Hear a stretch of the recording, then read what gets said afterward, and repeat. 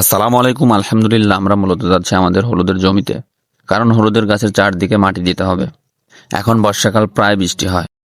কিছুদিন আগেও এদিক দিয়ে পানি ছিল না, কিন্তু এখন অনেক পানি। তাই আমরা পানির মধ্যে দিয়ে জমিতে যাচ্ছি, কারণ জমিতে মাটি না দিলে হলুদের ফলন কম হবে। তাই আমরা সবাই মিলে জমিতে যাচ্ছি। পানির মধ্যে দিয়ে আমরা সব পার হচ্ছি, কারণ এই রাস্তা ছাড়া আর দ্বিতীয় অন্য কোনো রাস্তা নেই। আলহামদুলিল্লাহ, আমরা হলুদের জমিতে চলে আসছি। মাশাল্লাহ, হলুদের ফলনটা এবার ভালো হবে ইনশাল্লাহ। হলুদের গাছটা অনেক সুন্দর হয়েছে।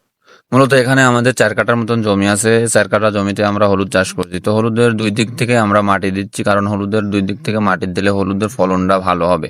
এবং এখানে আমরা কিছুদিন আগে সুপারি গাছও লাগাইছিলাম অনেকগুলা, 60টার মতো। তো আলহামদুলিল্লাহ 50টার মতন জীবিত আছে, আর 10-12টার মতন মারা গেছে। তো আমার ভাইস্তে 2 দিক থেকে মাটি দেওয়ার চেষ্টা করতেছে। এখানে আমরা একটা ছোট্ট বাগুন গাছ লাগাইছিলাম কিছুদিন আগে, তো একটা বাগুনও ধরছে।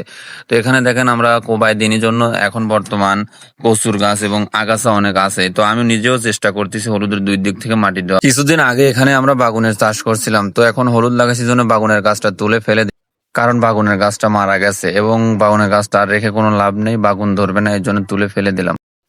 আমাদের নাটোর অঞ্চলে হলুদের চাষ খুবই কম হয়, এই জন্য আমাদের কোনো অভিজ্ঞতা নাই।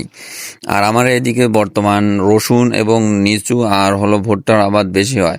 এই জন্য আমাদের হলুদের প্রতি কোনো আগ্রহী নাই এবং অভিজ্ঞতা নাই, আমরা অতটা ভালো জানি না। তো আপনারা যে যেখান থেকে ভিডিও দেখতেছেন অবশ্যই আমাকে কমেন্টে